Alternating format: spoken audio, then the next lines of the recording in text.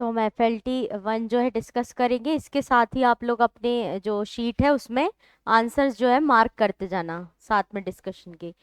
तो पहला क्वेश्चन है, मध्य प्रदेश में बुंदेलखंड प्रदेश की सबसे ऊंची चोटी सिद्ध बाबा पहाड़ी की ऊंचाई कितनी है? तो बुंदेलखंड जो है उसकी सबसे ऊंची चोटी कौन सी है?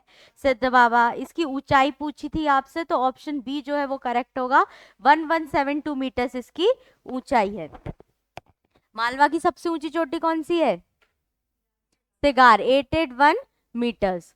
ठीक। ताप्ती नदी की कुल लंबाई कितनी है? तो यहाँ पे दूसरा क्वेश्चन ऑप्शन बी करेक्ट होगा। 724 किलोमीटर जो है वो ताप्ती की कुल लंबाई है, लेंथ है। ताप्ती को और क्या बोला जाता है अन्य नाम से? सूर्यपुत्री। ठीक, सूर्यपुत्री किसको बोलते हैं हम? ताप्ती नदी को बोलते हैं। कहाँ पे जाके गिर जाती है ये? खंबात की खाड़ी में जाके गिर जाती है, और इसका ओरिजिन जो है वो मुल्ताई बैतूल से होता है। मध्य प्रदेश के किस 2 माह को गर्मी का द्वितीय ऋतु कहा जाता है? तो सेकंड समर हम किसको बोलते हैं? सितंबर अक्टूबर का जो टाइम होता है उसको सेकंड समर बोला जाता है। एल्यूमिनियम धातु का अयस्क निम्नलिखित में से कौन सा है? तो एल्यूमिनियम जो है उसकी ओर बतानी है हमको, तो ऑप्शन सी जो है वो करेक्ट होगा, बॉक्साइट। बॉक्साइट क्या है? एल्यूमिनियम की ओर है। 80% तक बॉक्साइट जो है उसका यूज एल्यूमिनियम को एक्सट्रैक्ट करने के लिए किया जाता है। मध्य प्रदेश राज्य खनिज निगम की स्थापना, Madhya Pradesh state mining corporation कब स्टेब्लिश हुआ था? ऑप्शन बी है 1962 में इसका एस्टेब्लिशमेंट हुआ था। ग्रेफाइट मध्य प्रदेश के निम्नलिखित में से किस जिले में पाया जाता है? Answer will be option D, Betul. तो ग्रेफाइट सिर्फ और सिर्फ मध्य प्रदेश में बैतूल में मिलता है। मोहर उपवेशन निम्नलिखित में से किस कोयला क्षेत्र से में स्थित है? तो मोहर जो उपवेशन है, सबसे पहले तो ये सिंगरौली जो है, सिंगरौली का कोल रिच एरिया है। क्या है? सिंगरौली का कोल रिच एरिया है, इसलिए सिंगरौली कोयला क्षेत्र के अंतर्गत ये आता है। इसका कुछ पार्ट मध्य प्रदेश में भी है और कुछ यूपी में भी है। ठीक, तो मोहर उपवेशन। मध्य प्रदेश में जेट्रोफा से बायोफ्यूल बनाने का संयंत्र निम्नलिखित में से किस जिले में स्थित है? तो जेट्रोफा जो है उससे बायोफ्यूल बनाने का संयंत्र जो है वो ऑप्शन सी, मंडला में स्थित है।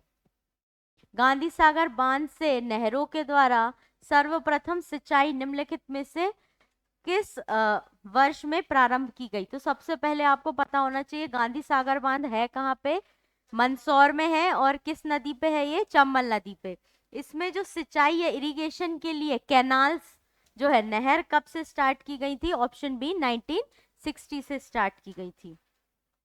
अमरकंटक तापीय विद्युत केंद्र किस कोयला क्षेत्र में स्थित है? तो अमरकंटक थर्मल पावर स्टेशन जो है वो सुहागपुर कोयला क्षेत्र जो है उसमें स्थित है। क्योंकि ताप विद्युत केंद्र है, थर्मल पावर प्लांट है, तो इसको कोयला जो है उसकी आपूर्ति कहाँ से होती है? सुहागपुर कोयला क्षेत्र से होती है। वर्ष 23-24 में मध्य प्रदेश मसाला फसलों के उत्पादन में देश में स्थान पर है। कौन से स्थान पर है? स्पाइसेस की बात की जा रही है यहाँ पे, मसालों की, तो इसमें मध्य प्रदेश का कौन सा स्थान है? पहला स्थान है। गांधी सागर बांध किस नदी पर है? चंबल नदी पर। कहाँ पे है गांधी सागर बांध? मंदसौर में। तो ऑप्शन डी। क्वेश्चन नंबर 13, वर्ष 22-23 में मध्य प्रदेश बाल बजट को बजट के अनिवार्य भाग के रूप में प्रस्तुत करने वाला देश का राज्य कौन सा है? तो पहला राज्य है, ऑप्शन डी जो है वो करेक्ट हो जाएगा। तो मध्य प्रदेश ने बाल बजट, अपने बजट में बाल बजट को लाने वाला पहला राज्य है। क्वेश्चन 14 है, जनगणना 2011 के अनुसार मध्य प्रदेश का सबसे कम जनसंख्या घनत्व वाला कौन सा जिला है?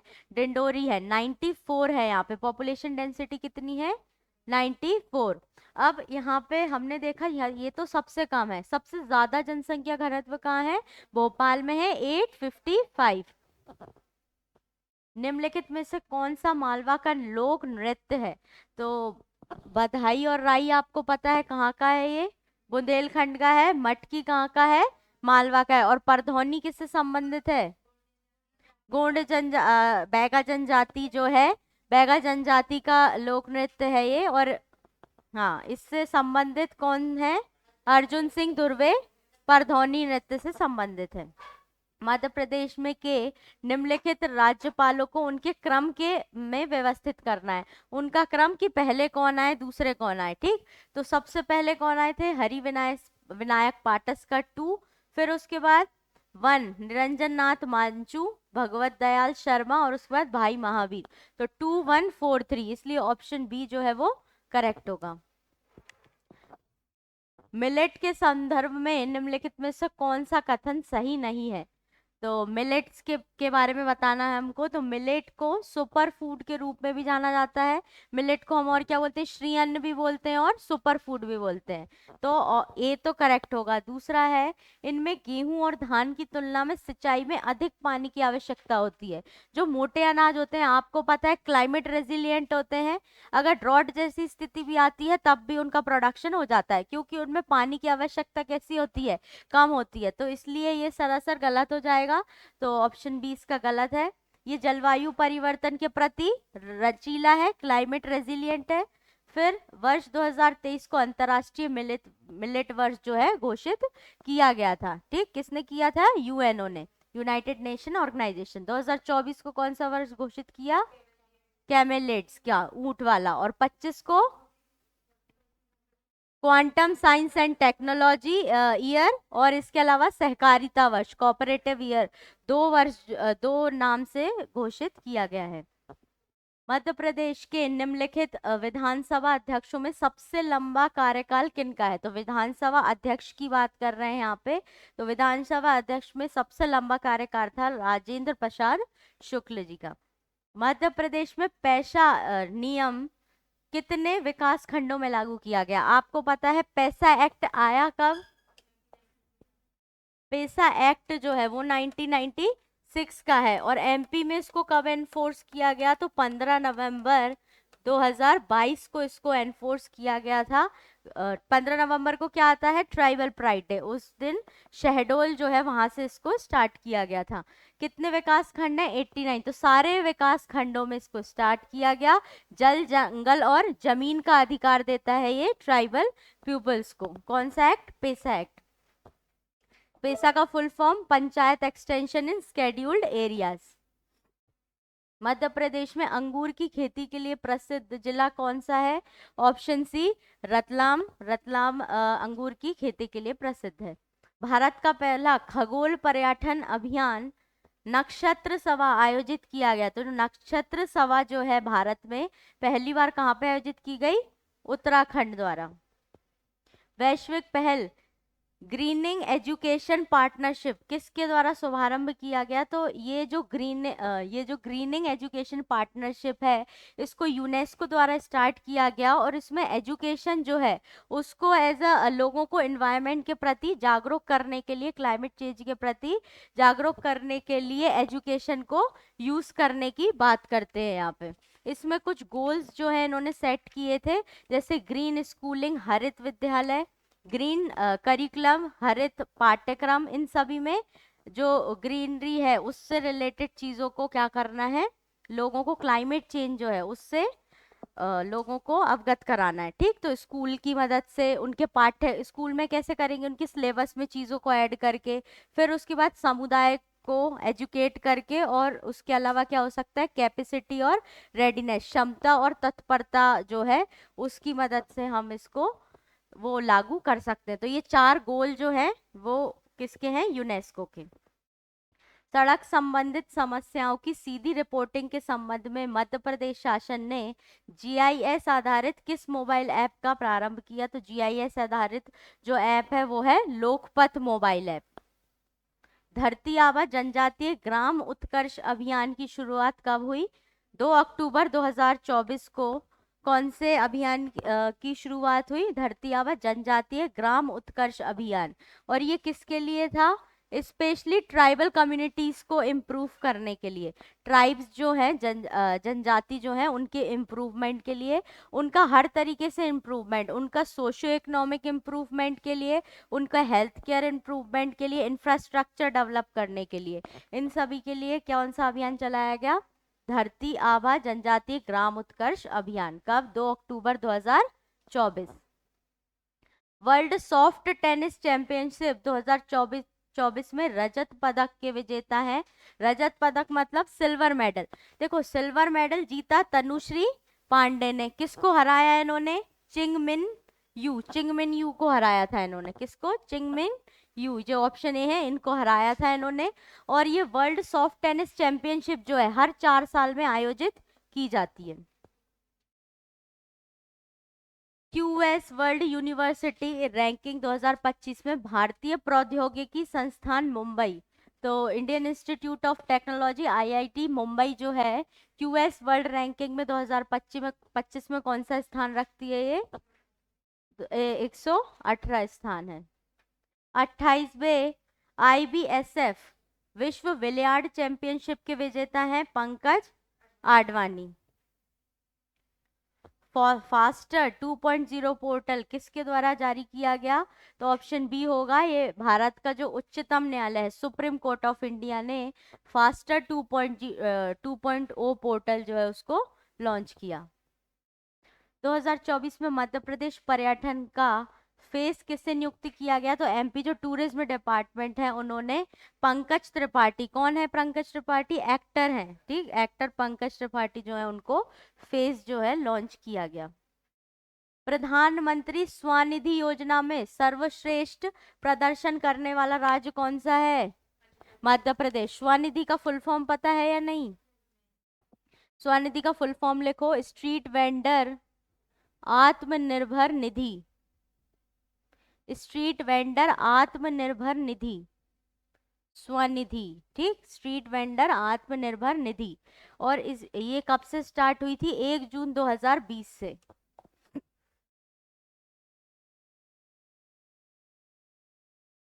1 जून 2020। इसको कोविड के बाद क्या किया गया? लोगों को, जो स्ट्रीट वेंडर्स थे उनको क्या प्रोवाइड किए गए थे? लोन्स प्रोवाइड किए गए थे अपना खुद का स्टार्टअप कुछ भी स्टार्ट करने के लिए, स्ट्रीट वेंडर्स को स्पेशली।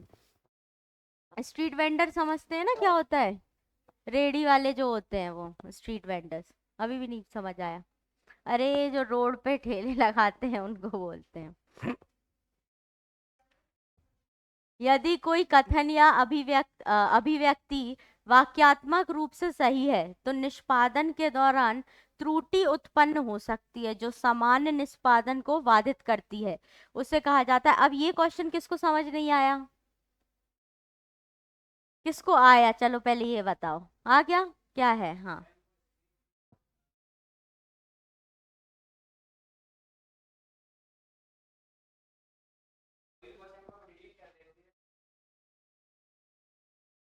अच्छा, बहुत बढ़िया। ये कंप्यूटर का क्वेश्चन है ये, और ये जावा स्क्रिप्ट जो है उससे संबंधित है। देखो उसमें इसमें क्या बोला है क्वेश्चन में? इफ द स्टेटमेंट और expression is syntactically correct there might arise an error during execution। अगर वो आपको सिंटैक्स वाइज दिख रहा है करेक्ट, लेकिन आपने एग्जीक्यूट किया और उसको उसमें एरर आ गया, तो there might arise an error during execution which disrupt the normal execution. तो जो आप एग्जीक्यूशन चल रहा होता है, उसकी जो प्रोसेसिंग चल रही होती है उसमें डिसरप्शन आ जाता है, तो उसको हम क्या बोलते हैं? एक्सेप्शन। तो इसमें क्या होगा? जब प्रोग्राम चल रहा है उसके बीच में नॉर्मल जो फ्लो होता है, प्रोग्राम नॉर्मली फ्लो में चल रहा है लेकिन एरर आ जाता है, तो उसको वो क्या कर देता है? रुक जाता है, मतलब वहां पे एक तरीके से डिसरप्शन आ गया। ये किससे संबंधित है क्वेश्चन? जावा। जावा जो है जावा एग्जीक्यूशन से संबंधित है वो क्वेश्चन। और इसमें एरर कैसे आ सकता है? या तो हो सकता है आपकी कोडिंग में कुछ एरर हो, ठीक, आपकी कोडिंग में एरर हो सकता है, या आपकी मेमोरी में एरर हो सकता है, या आपके इनपुट, यूजर इनपुट जो है उसमें एरर हो सकता है। तो उसको हम क्या कहते हैं? एक्सेप्शन कहते हैं। क्या बोलते हैं उसको? एक्सेप्शन बोलते हैं। निम्नलिखित में से कौन सा द्विदिशात्मक है? तो इनमें से पूछा है कौन सा बाई डायरेक्शनल है। बाई डायरेक्शनल मतलब दोनों तरफ से डाटा जो है वो एक्सचेंज हो सकता है। तो डाटा बस जो है वो, डाटा बस कैसा होता है? बाई डायरेक्शनल होता है। जबकि जो कंट्रोल बस है ये यूनी डायरेक्शनल होती है, लेकिन पार्शियली बाई डायरेक्शनल होती है। फुली बाई डायरेक्शनल ये नहीं होती, इसलिए आंसर क्या हो जाएगा? डाटा बस। जबकि एड्रेस बस जो है वो यूनी डायरेक्शनल होता है बस। की लॉगर्स, कीलॉगर्स, तो कीलॉगर्स में हो जाएगा दैनिक कीबोर्ड उपयोग का लॉग बनाता है। जैसे जब हमने साइबर सिक्योरिटी पढ़ा था, उस टाइम पे हमने कीलॉगर्स पढ़ा था। कीलॉगर्स क्या करते हैं, आपने जो भी की टाइप की उसको वो क्या करते हैं, पूरा ट्रैक करते हैं और उसकी मदद से आपका पासवर्ड भी पता लगा सकते हैं। तो ये क्या है, दैनिक कीबोर्ड उपयोग का लॉग बनाता है। मतलब आपने कौन कौन सी की टाइप्स की, उन सब की इंफॉर्मेशन कहाँ पे आ जाएगी, की लॉगर्स में। 34 एक त्रिआयामी कंप्यूटर जनित स्थिति है। मतलब ये क्या है, three dimensional computer generated situation that stimulate the real world user and explore the environment, जो वास्तविक दुनिया का अनुसरण करती है और उपयोगकर्ता वस्तुओं के साथ बातचीत करते हुए इसमें डूबकर पर्यावरण का पता लगाते हैं। तो देखो वर्चुअल रियलिटी, वर्चुअल रियलिटी आपने देखा होगा, वैसे कैमरा लगा देते हैं पूरा और आपको उसमें फील कराते हैं कि आप मतलब रियल वर्ल्ड में हैं, लेकिन वो रियल वर्ल्ड नहीं होता। वो कैसे होता है, सिर्फ वर्चुअल होता है। तो उसको हम क्या बोलते हैं, वर्चुअल। मेला गए होगे तब देखा होगा वो वर्चुअल रियलिटी, वैसे चश्मा लगा देते हैं, फिर उसमें ऐसा लगता है लोग, आप देखोगे ऐसे से डर भी रहे होंगे बाहर से, मतलब उनको नहीं दिख रहा कि अपन सब देख रहे हैं, वो तो वर्चुअल रियलिटी में उसका 3D प्रिंट पूरा उनको देखने को मिल रहा है। उनको लगता है कि हम जंगल दिख रहा है तो हम खुद भी जंगल में ही हैं। मानक रूप में व्यावसायिक दस्तावेजों का इलेक्ट्रॉनिक आदान प्रदान के रूप में जाना जाता है। Electronic exchange of business document in standard form is known as EDI. EDI है इलेक्ट्रॉनिक डाटा इंटरचेंज। ईडीआई क्या होता है, इलेक्ट्रॉनिक डाटा इंटरचेंज। इसमें कंप्यूटर से कंप्यूटर में क्या किया जाता है, डाटा को एक्सचेंज करने का कार्य किया जाता है।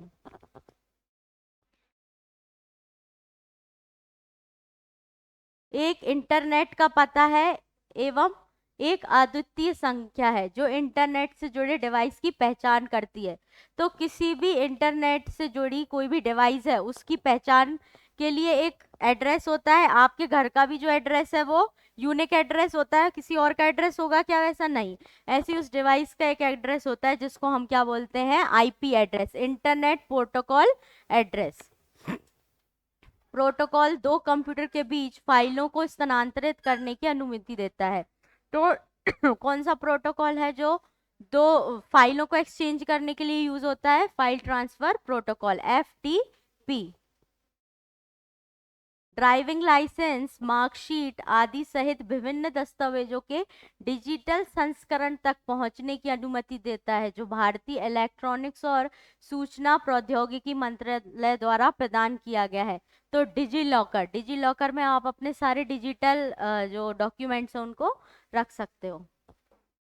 ऑपरेटिंग सिस्टम की मेमोरी में लोड करने की प्रक्रिया को कहा जाता है, ऑपरेटिंग सिस्टम में जब लोड करते हो आप, आपका जो फोन भी अगर है या कंप्यूटर है, जो स्टार्ट होने की उसकी जो प्रोसेस होती है उसको हम क्या बोलते हैं, बूटिंग प्रोसेस बोलते हैं। जब कोई हैकर किसी अनाधिकृत उपयोगकर्ता को अवैध अनुरोधों के साथ किसी सेवा उपकरण या किसी संस्थान तक पहुंचने से सीमित करता है, मतलब किसी जगह पे पहुंचने से पहले आपको सीमित कर दे। एग्जाम्पल से, नॉर्मल एग्जाम्पल समझो, आपको जाना है यहाँ से न्यू मार्केट, बीच में इतना ज्यादा ट्रैफिक आ जाए कि आप वहां पहुंच ही ना पाओ, तो आप सीमित हो गए एक जगह पे, तो इस परिदृश्य को कहा जाता है DOS, denial of service. Computer की लैंग्वेज में इसको क्या बोलते हैं, डिनायल ऑफ सर्विस। आपने कुछ अपने कंप्यूटर पे सर्च किया और आपको उस साइट तक पहुंचना है जो आपने सर्च किया है, लेकिन बीच में साइबर अटैकर्स जो होंगे वो जो आपने सर्च किया उसके बीच में इतना ज्यादा ट्रैफिक डाल देंगे कि आप वहां तक पहुंच ही ना पाओ, सारा सिस्टम कैसा हो जाए, स्लो हो जाएगा। किस कलचुरी नरेश को उज्जैनी भुजंग भी कहा जाता है, तो युवराज देव जो है प्रथम क्यूरवर्ष जिनको बोलते हैं उनको क्या बोलते हैं, उज्जैनी भुजंग। 1920 में रतौना सत्याग्रह मध्य प्रदेश के किस जिले में हुआ। अब रतौना सत्याग्रह किसको नहीं पता, सबको पता है, क्या है रतौना सत्याग्रह, कसाई खाना आंदोलन जो है उसी का दूसरा नाम क्या है, रतौना सत्याग्रह। कब हुआ, 1920 में, प्लेस सागर, ठीक, रतौना नामक स्थान पे, इसलिए रतौना सत्याग्रह। इसके लीडर कौन थे, माखनलाल चतुर्वेदी। तो ब्रिटिशर्स ने जो कसाई खाना बनाया था उसका विरोध करने के लिए चलाया गया था। ब्रिटिश सरकार को खत्म करने के लिए देवी से प्रार्थना की गई थी। इस प्रार्थना को किसने लिखा था? रघुनाथ शाह और शंकर शाह, दोनों का नाम है इसमें, ठीक। रघुनाथ शाह और शंकर शाह, ए और डी दोनों ही करेक्ट है इसके आंसर। किस ट्राइब से संबंधित है ये? किस डायनेस्टी से? गोंडवाना डायनेस्टी से। किस जनजातीय योद्धा को आजीवन कारावास की सजा देकर अंडमान जेल भेज दिया गया था? तो भीमा नायक जो है, इनको आजीवन कारावास की सजा देकर अंडमान जेल भेज दिया था। और इनको और किस नाम से जानते हैं हम? Robin hood of Nimar. इनका जन्म कहाँ पे हुआ था? पंचमहौली बड़वानी में हुआ था। और इनके जो साथी थे वो कौन थे? रेवलिया नायक। कौन थे? रेवलिया नायक। अगर यह जनजाति अपने जाति है के लिए, अरे अगर यह जनजाति किसके लिए जानी जाती है? लौह शिल्प के लिए। अगर यह किसकी सब ट्राइब है? गोंड की सब ट्राइब है। सुरैती क्या है? तो बुंदेलखंड के भित्ति चित्र है, वॉल पेंटिंग्स ऑफ बुंदेलखंड। घेला और बिंदड़ी उत्सव किस जनजाति के द्वारा मनाया जाता है? तो घेला और बिंदड़ी जो है गोंड जनजाति के द्वारा जो है मनाया जाता है। ये एग्रीकल्चर से रिलेटेड है। किससे रिलेटेड है? एग्रीकल्चर से। और इसमें क्या करते हैं? अपने देवी देवता जो है उनकी पूजा की जाती है और जो सीड्स हैं उनको लगाया जाता है, ठीक। सीड्स की सोनिंग की जाती है। शरद जोशी एक प्रसिद्ध व्यंग्यकार थे। निम्नलिखित में से कौन सी एक पुस्तक उनके द्वारा नहीं लिखी गई? तो जीप पर सवार इल्लियां उनकी है, अंधों का हाथी उनकी है, और एक था गधा उनकी है। लेकिन लाठी और भैंस किसकी है? मुल्ला रमूजी की। किसकी है? मुल्ला रमूजी की। और मुल्ला रमूजी जो है गुलाबी उर्दू है उसके जनक हैं, भोपाल के ही है ये। और ये जो लाठी और भैंस है ये भी भोपाल पब्लिकेशन के द्वारा ही पब्लिश की गई थी। सास बहू सहस्त्र बाहु के मंदिर का निर्माण कच्छप घाट वंश के किस राजा ने कराया? महिपाल ने। कहाँ पे है सास बहू का मंदिर? ग्वालियर के किले में। अमृतलाल बैगड़ कौन थे? चित्रकार। इनको क्या बोलते हैं हम? नर्मदा पुत्र के नाम से जानते हैं। इनका टाइटल क्या है? नर्मदा पुत्र इनका टाइटल है। और इनकी जो सबसे फेमस बुक है वो सौंदर्य की नदी नर्मदा। और ये पेंटर भी हैं, राइटर के साथ, राइटर और पेंटर दोनों है ये, ठीक। कहाँ से संबंधित है? किस जिले से? जबलपुर से संबंधित है ये। द्वितीय आंग्ल मैसूर युद्ध की समाप्ति किस संधि से हुई थी? तो मंगलौर जो है, ट्रीटी ऑफ मंगलौर से हुई थी। द्वितीय एंग्लो मैसूर युद्ध जो है इसकी समाप्ति कौन सी ट्रीटी से हुई? मंगलौर की ट्रीटी से हुई। और इसके टाइम पे गवर्नर जनरल कौन थे? Warren Hasting. इसका टेन्योर क्या था इस युद्ध का? 1780 से 84 के बीच में हुई थी ये। किस अंग्रेज इतिहासकार ने 1857 के विद्रोह को सभ्यता एवं बर्बरता के मध्य हुए संघर्ष के रूप में निरूपित किया? तो ऑप्शन बी है टी.आर. होम्स ने किया था। निम्नलिखित में से किसे उत्तर भारत में भूमि बंदोबस्त का पितामह कहा जाता है? मार्टिन बर्ट को उत्तर भारत में भूमि बंदोबस्त का पितामह कहा जाता है। भारत में किस गवर्नर जनरल वॉइसरॉय ने प्रांतों हेतु वित्तीय हस्तांतरण की नीति प्रारंभ की? तो फाइनेंशियल डिसेंट्रलाइजेशन जो है वो किसके द्वारा स्टार्ट किया गया? लॉर्ड मेयो के द्वारा। किस अधिनियम के अंतर्गत केंद्र में द्विसदनीय बाईकैमरल विधानमंडल की स्थापना की गई? भारतीय सरकार अधिनियम 1990। इसका दूसरा नाम क्या है इस एक्ट का? मॉन्टेग्यू चेम्सफोर्ड एक्ट 1919 के नाम से जानते हैं। और अच्छे से याद रखना क्या लाया गया इसमें? Bicameral legislation. निम्नलिखित में से किस वॉइसरॉय के प्रयासों से विभिन्न प्रांतों में स्थानीय स्वशासन अधिनियम पारित किया गया? लोकल सेल्फ गवर्नमेंट एक्ट लाया गया था लॉर्ड रिपन के द्वारा। कब? 1882 में। Father of local self government Lord Ripon. Ripon को ही फादर बोलते हैं। कोंकणी निम्नलिखित में से किस राज्य में पहली भाषा के रूप में बोली जाती है? गोवा, गोवा की जो ऑफिशियल लैंग्वेज है वो क्या है, कोंकणी। जबकि बोली तो वो कर्नाटक वाले रीजन में भी जाती है, लेकिन पहली लैंग्वेज कहाँ की है ये, गोवा की। किसका गलत हुआ ये?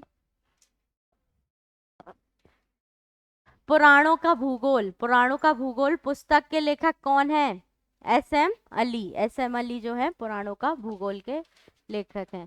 भूगोल में नव नियतिवाद का जनक, नव नियतिवाद या फिर इसको क्या बोलते हैं, नियो डिटर्मिनिज्म के जनक कौन है, टेलर है। अब नियो डिटर्मिनिज्म होता क्या है वो समझ लो।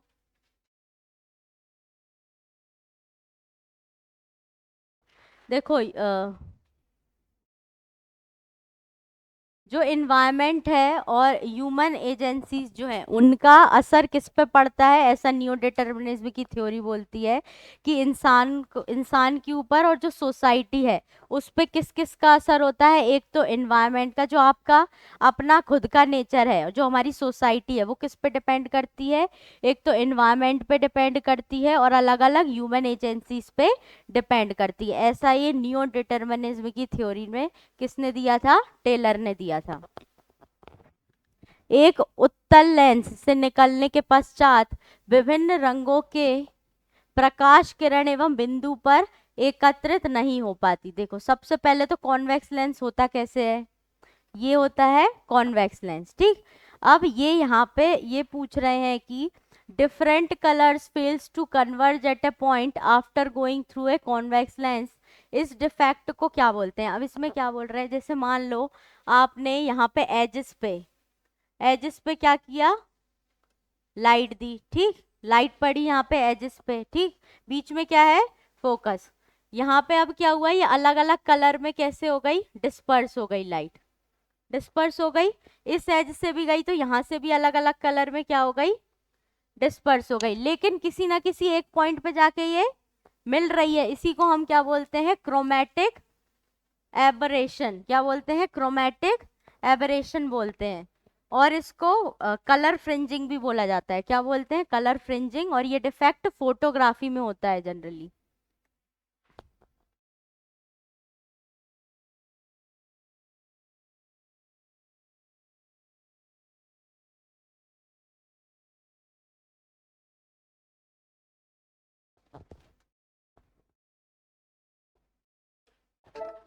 भारत में पर्यावरण संरक्षण अधिनियम किस वर्ष में पारित किया गया। तो पर्यावरण संरक्षण अधिनियम जो है 1986 में पारित किया गया। भारत सरकार ने राष्ट्रीय बांस मिशन किस वर्ष में शुरू किया था, 2006 और 2007 में जो है बांस मिशन शुरू किया गया था। जहांगीर के दरबार में पक्षियों का सबसे बड़ा चित्रकार था मंसूर।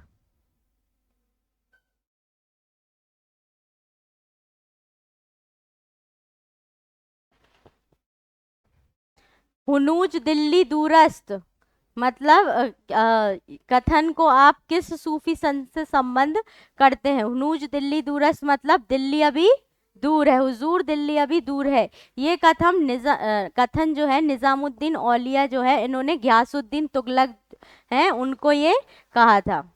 तुगलक वंश के जो थे घियासुद्दीन तुगलक दिल्ली सल्तनत में, उनको निजामुद्दीन औलिया ने कहा था। रिसाले हकनुमा के लेखक कौन है, रिसाले हकनुमा के लेखक हैं दारा शिको। निम्नलिखित सूफी शाखाओं में से किसमें संगीत निषिद्ध है। तो यहाँ पे सूफी ऑर्डर्स कौन से हैं ऐसे जिसमें म्यूजिक जो है प्रोहिबिट है। जनरली आपने सूफी जो वो देखे उनमें क्या होता है, भगवान के तरफ डिवोटी कैसे दिखाते हैं, वो गाना गाकर और डांस करके, लेकिन इसमें म्यूजिक जो है वो प्रोहिबिट है। कौन सा है वो, नक्शबंदिया। वह भक्ति संत कौन सा था जिसने सूफी संत बाबा फरीद से वार्तालाप किया था। तो बाबा जो फरीद थे उनसे गुरु नानक देव जो थे उन्होंने मुलाकात की थी। भारत के पश्चिमी तट पर ईस्ट इंडिया कंपनी द्वारा स्थापित प्रथम व्यापारिक कोठी निम्नलिखित में से कौन सी थी। तो ईस्ट इंडिया कंपनी में वेस्टर्न वाले रीजन में कहाँ पे, सूरत गुजरात में स्टैब्लिश की थी। जबकि इनकी पहली कंपनी कहाँ पे थी, ईस्ट इंडिया कंपनी की मसूलीपट्टनम में थी। और ईस्ट इंडिया कंपनी आई कब इंडिया में? 1600 में। चिंसूरा निम्नलिखित में से किस यूरोपियन कंपनी का व्यापारिक केंद्र था? डच का। चिंसूरा है कहाँ पे? वेस्ट बंगाल में।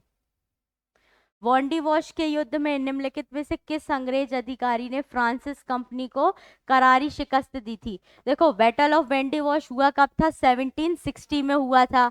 किस किस के बीच में? ब्रिटिशर्स और फ्रेंच के बीच में।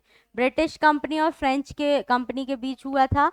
ब्रिटिशर्स की तरफ से थे सर आयरकूट और फ्रेंच की तरफ से थे कॉम्ट डी लैली। भारत में सूखे क्षेत्रों की व्यापक प्रभावी वृक्ष प्रजाति है। The most dominant tree species of dry tract in India. सूखे क्षेत्र में कौन सी लगती है सबसे ज्यादा? खेजरी, khejri tree. Greenhouse gas जो वायुमंडल में सबसे अधिक मात्रा में मौजूद है, सबसे ज्यादा carbon dioxide green house gases में। यूनेस्को द्वारा बायोस्फीयर रिजर्व कार्यक्रम किस वर्ष में शुरू किया गया था? ऑप्शन बी 1971 में। मध्य प्रदेश में कितने बायोस्फीयर रिजर्व हैं यूनेस्को के? बायोस्फीयर रिजर्व 3 है, और 3 ही है पूरे मध्य प्रदेश में भी। एक है पचमढ़ी, दूसरा अचानकमार अमरकंटक और तीसरा पन्ना। ठीक, पचमढ़ी कब बना था? 1999 में। फिर उसके बाद अचानकमार कब बना था? 2005 में। और पन्ना वाला 2011 में। ठीक, 2011, 6 साल के डिफरेंस में। यूनेस्को द्वारा ये हो गया है। किस प्रकार के वन को पूर्ण सुरक्षा प्राप्त है और ये सरकार की एकमात्र संपत्ति है? तो पूर्ण सुरक्षा जो प्राप्त है वो है आरक्षित वन। इसमें कोई भी ह्यूमन एक्टिविटीज अलाउड नहीं होती। राज्य सरकार वन्य जीव रक्षण संरक्षण अधिनियम 1972, आपको पता है वाइल्ड लाइफ एक्ट कब आया था? 1972 में। के तहत किसी क्षेत्र को राष्ट्रीय उद्यान बनाने के अपने इरादे को निर्देशित करते हुए अनुसूचना जारी करती है। तो किसी भी क्षेत्र को अगर नेशनल पार्क बनाना है तो वो धारा 35 के सब क्लॉज 1 से ही आप बना सकते हो, वाइल्ड लाइफ प्रोटेक्शन एक्ट 1972 के। बायोडाइवर्सिटी शब्द किसने प्रतिपादित किया था? किसने दिया बायोडाइवर्सिटी शब्द? वॉल्टर जी रोजेन ने। बायोडाइवर्सिटी क्या होती है? किसी पर्टिकुलर एरिया में number of species of flora and fauna. उभयचरों की विविधता सर्वाधिक है। सबसे पहले उभयचर या एम्फीबियंस होते क्या है? जो थल और जल और थल दोनों में रहते हैं वो एम्फीबियंस होते हैं उभयचर। और amphibians of plant kingdom bryophytes को बोलते हैं। किसको बोलते हैं? ब्रायोफाइट्स को। और ये यहाँ पूछ रहा है उभयचरों की विविधता, बायोडाइवर्सिटी सबसे ज्यादा कहाँ पे है? पश्चिमी घाट में। कितने बायोडाइवर्सिटी हॉटस्पॉट हैं? 4। जैव विविधता के तप्त स्थल की पहचान निम्नलिखित के आधार पर करते हैं। यहाँ पे पूछ रहे हैं कि हॉटस्पॉट, बायोडाइवर्सिटी हॉटस्पॉट जो है किन के आधार पे किया जाता है? तो समृद्ध स्थानिकता तथा संकटापन प्रजाति। तो ऑप्शन सी हो जाएगा, rich endemism and degree of threatened species. देखो, बायोडाइवर्सिटी हॉटस्पॉट कौन सी जगह होती है? जहाँ पे बायोडाइवर्सिटी मतलब जैव विविधता तो अच्छी होती है लेकिन वहां पे धीरे धीरे वो खत्म होने की कगार पे होती है। ठीक, इसलिए उनको प्रोटेक्ट करने के लिए कौन कौन से बायोडाइवर्सिटी हॉटस्पॉट है? पहला हिमालयाज, दूसरा वेस्टर्न घाट, तीसरा इंडो बर्मा रीजन और चौथा है Andaman and Nicobar. 4 biodiversity hotspot है इंडिया में। भारत की अति संकटापन्न पक्षी लाल सिर वाला गिद्ध और गुलाबी सिर वाला बतख। अवशिष्ट प्रबंधन की जैविक विधि, तो इंसिनरेशन, पायरोलाइसिस, सैनिटरी लैंडफिल और श्रेडिंग। तो इंसिनरेशन क्या होता है? इंसिनरेशन का मतलब होता है जला के आप किसी चीज को समाप्त कर रहे हो। दूसरा होता है पायरोलाइसिस। पायरोलाइसिस में क्या करते हैं? वेस्ट जो है उसको हीट कर दिया आपने, ऑर्गेनिक मैटर को, ऑक्सीजन की एब्सेंस में। किस में? ऑक्सीजन की एब्सेंस में जब आप हीट दे रहे हो वेस्ट को तो पायरोलाइसिस। लेकिन यहाँ पे उन्होंने क्या पूछा है, जैविक विधि। तो जैविक विधि क्या है, सैनिटरी लैंडफिल, मतलब आपने गड्ढा खोदा और उसको उसमें कचरा भर के उसको मिट्टी से ढक दिया। एक होता है श्रेडिंग, श्रेडिंग का मतलब छोटे छोटे टुकड़ों में उनको काट देना। निर्थ का full form, national institute for research in tribal health. कहाँ पे है ये, जबलपुर में है और 1984 में बना था। पितौल की भूरीबाई का संबंध, पितौल कहाँ पे है, झाबुआ में है, और पिथौल जो गांव है उससे भूरीबाई संबंधित है, जो कि पिथौरा पेंटिंग से संबंधित थी। कहाँ की है ये, कहाँ की है ये पिथौल, कहाँ पे है पिथौल, झाबुआ में। पद्मश्री पुरस्कार से सम्मानित श्री अर्जुन सिंह धुर्वे किस जनजाति से हैं, ये बैगा जनजाति। अर्जुन सिंह धुर्वे बैगा से है ना, परधौनी नृत्य से संबंधित है, बैगा से हैं, करेक्ट करो उसको। शिशुओं के पेट में गर्म लोहा या चूड़ियों से दागने की परंपरा प्रथा, इस विश्वास के साथ कि इससे बीमारियां ठीक हो सकती हैं, उसको दागना प्रथा बोलते हैं। जननी सुरक्षा योजना इंस्टीट्यूशनल डिलीवरी से संबंधित है, 2005 में आई थी।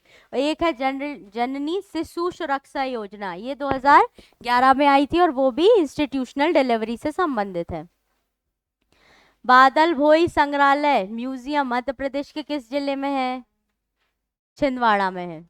इसका नाम बादल भोई कब रखा गया, 1997 में।